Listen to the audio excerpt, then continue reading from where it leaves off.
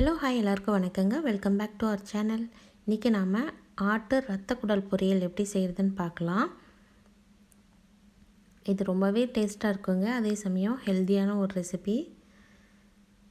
வாங்க எப்படி பண்ணுறதுன்னு பார்க்கலாம். வீடியோக்குள்ளே போகிறதுக்கு முன்னாடி நம்ம சேனலை இது வரைக்கும் சப்ஸ்கிரைப் பண்ணலைன்னா மறக்காமல் சப்ஸ்கிரைப் பண்ணிவிட்டு சப்போர்ட் பண்ணுங்கள். குடலை நல்லா க்ளீன் பண்ணி வாஷ் பண்ணி வச்சுக்கணும். குடல் நல்லா நீளமாக இருக்கும், அதெல்லாம் ஃபஸ்ட்டே நம்ம நல்லா க்ளீன் பண்ணிக்கணும். க்ளீன் பண்ணிவிட்டு ஒரு 5 நிமிஷம் வேக விட்டோம்னா தான் நம்ம குட்டி குட்டியாக கட் பண்ணுறதுக்கு ஈஸியாக இருக்கும்.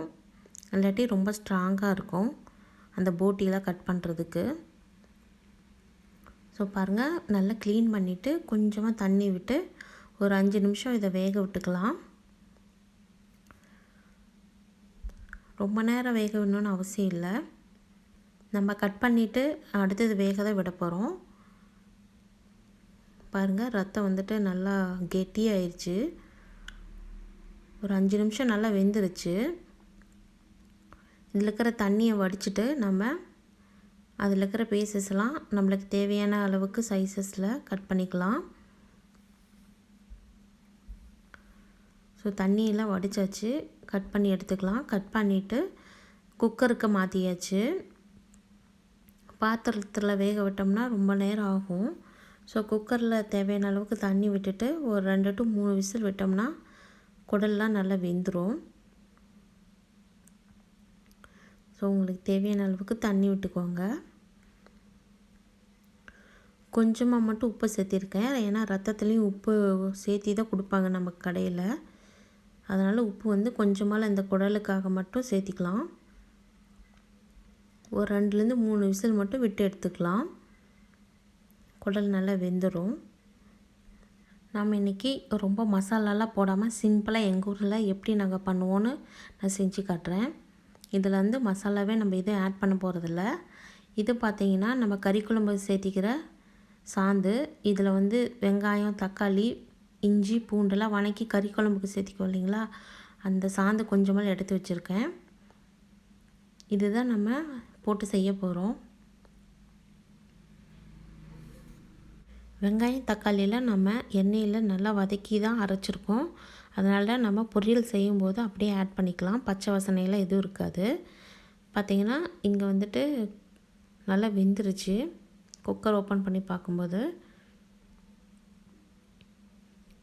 டெஸ்ட் பண்ணி பார்க்கலாம் வெந்துருச்சான்னு. நல்லா சாஃப்டாகவே வெந்திருக்கு. நெக்ஸ்ட்டு பொரியல் செய்ய ஸ்டார்ட் பண்ணிடலாம்.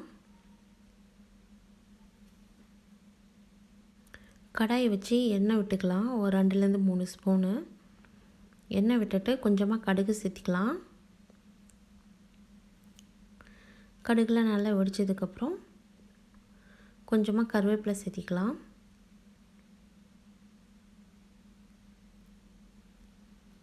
ஸோ நெக்ஸ்ட்டு வேக வச்சுருக்கிற குடலை இதில் சேர்த்திக்கலாம். அந்த தண்ணியோடையே சேர்த்திக்கோங்க.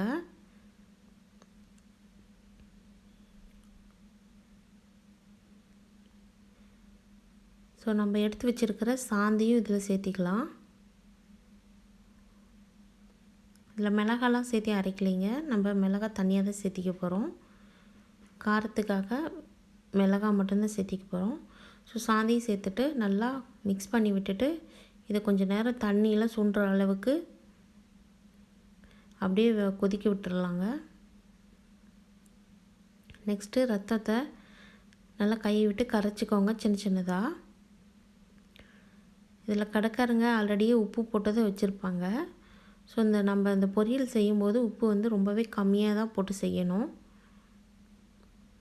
பாருங்கள், எல்லாத்தையும் நல்லா கரைச்சி விட்டாச்சு. காரத்துக்காக வரமிளகாய் மட்டும்தான் சேர்த்திக்க போகிறோம்.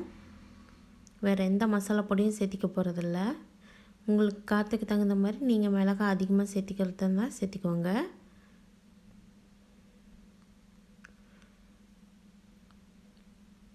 இதில் நம்ம வெங்காயம் உங்களுக்கு வேணும்னா கடுகு போட்டதுக்கப்புறம் கருவேப்பிலை போட்டதுக்கப்புறம் வெங்காயம் கூட நீங்கள் கட் பண்ணி சேர்த்திக்கலாம். நாங்கள் இதில் எப்பயுமே வெங்காயம் சேர்த்திக்க மாட்டோம். நெக்ஸ்ட்டு கரைச்சி வச்சுருக்கிற ரத்தத்தையும் இதில் சேர்த்திக்கலாம். குடலில் நல்லா தண்ணி சுண்டுனதுக்கப்புறம் ரத்தத்தை சேர்த்திக்கோங்க, ஏன்னா ரத்தத்துலேருந்து தண்ணி விடும். ஸோ ரத்தம் போட்டதுக்கப்புறம் அடிபிடிக்க ஆரம்பிக்கும்.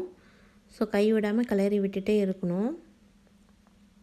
ரத்தம் போட்டதுக்கப்புறம் சீக்கிரம் வெந்துடும், ரொம்ப நேரம் எடுத்துக்காது. கொஞ்சமாக மட்டும் உப்பு சேர்த்திக்கோங்க.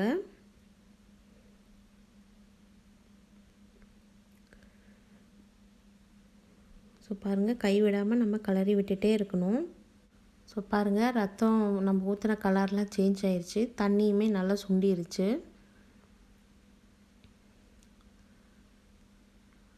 ஸோ இந்த ஸ்டேஜில் நம்ம தேங்காய் துருவி சேர்த்திக்கலாம். இந்த ரத்த குடல் பொரியலுக்கே டேஸ்ட்டு கொடுக்குறது தேங்காய் தான். ஸோ தேவையான அளவுக்கு தேங்காய் சேர்த்திக்கோங்க. நான் ஒரு 1/2 கப் இருக்கும் தேங்காய். ஸோ அதை துருவி சேர்த்திக்கிறேன். தேங்காய் எப்பயுமே லாஸ்ட்டாக சேர்த்திக்கணும். சேர்த்துனோடனே கொஞ்சம் நேரத்துலேயே மிக்ஸ் பண்ணி இறக்கிடலாம், ரொம்ப நேரம் வேக விடணுன்னு அவசியம் இல்லை. குடலில் இருக்கிற தண்ணியில் நல்லா சுண்டினதுக்கப்புறம் ரத்தத்தை சேர்த்திக்கோங்க. தண்ணி அதில் இருக்கும்போதே ரத்தத்தையும் சேர்த்திங்கன்னா ரொம்ப தண்ணியாகிடும். கடைசியாக கருவேப்பிலையும் சேர்த்திக்கலாம். அவ்வளோதான், ஸ்டவ் ஆஃப் பண்ணியாச்சு. நம்மளுக்கு சூப்பரான ரத்த குடல் பொரியல் ரெடி ஆயிடுச்சு. ரொம்பவே சூப்பராக இருக்குங்க. அதிகமாக மசாலாலாம் எதுவும் சேர்த்திக்காமல் ரொம்பவே நல்லாயிருக்கும் டேஸ்ட்டு. சூடான ரைஸ் கூட சேர்த்து சாப்பிடும்போது ரொம்பவே நல்லாயிருக்கும். கண்டிப்பாக நீங்களும் உங்கள் வீட்டில் இது மாதிரி ட்ரை பண்ணி பாருங்கள். உங்களுக்கு பிடிச்சிருந்தா கண்டிப்பாக நம்ம சேனலை சப்ஸ்கிரைப் பண்ணுங்கள். தேங்க்யூ.